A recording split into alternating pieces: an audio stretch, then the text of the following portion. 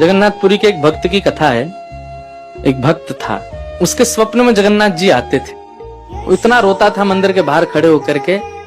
तो ठाकुर जी बोले, तू क्यों रोता है? बोले, आप बस मेरे साथ रहो, मुझे और कुछ नहीं चाहिए, और इस बात का मुझे अनुभव होना चाहिए कि आप मेरे साथ हो। तो भगवान जगन्नाथ जी ने उसको कहा, मैं तेरे साथ हमेशा हूं, और इसका अनुभव तुझे जब करना हो समुद्र की बालू में चलना, और थोड़ी दूर चलने के बाद फिर पीछे देखना, 2 पैरों के निशान तेरे होंगे और तेरे बगल में 2 पैर के निशान मेरे होंगे। उससे तुझे पता चल जाएगा मैं तेरे साथ।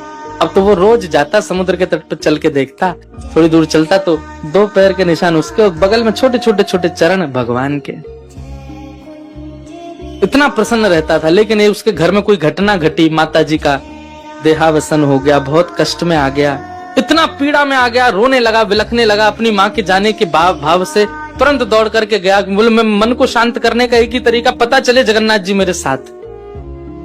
अत्यंत पीड़ा में था। जैसे ही समुद्र के तट पर चल रहा था, रो रहा था बहुत तेज तेज। पीछे मुड़ करके उसने देखा तो 2 ही पैरों के चिन्ह थे। जगन्नाथ मंदिर के बाहर जाकर बोला, मैं समझ गया, मेरी माँ का देहावसन इसलिए हुआ क्योंकि आप मुझे छोड़ के चले गए हो।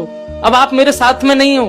आपने कुछ दिन मेरा संग किया, उसके बाद मुझे अकेला छोड़ दिया। नाथ, आप ऐसा कैसे कर सकते? मुझसे क्या अपराध हुआ? रोने लगा, बिलखने लगा।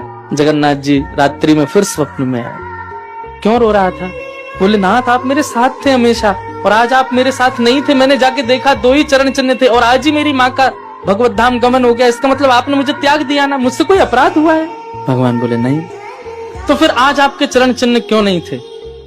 भगवान बोले, कल तक मेरे चरण चिन्ह थे क्योंकि तू भी चल रहा था और मैं भी चल रहा था, परंतु आज तू पीड़ा में आ गया तो तुझे गोद में लेके मैं ही चल रहा था। वो मेरे चरण चिन्ह, तेरे नहीं, वो मैं ही हूँ।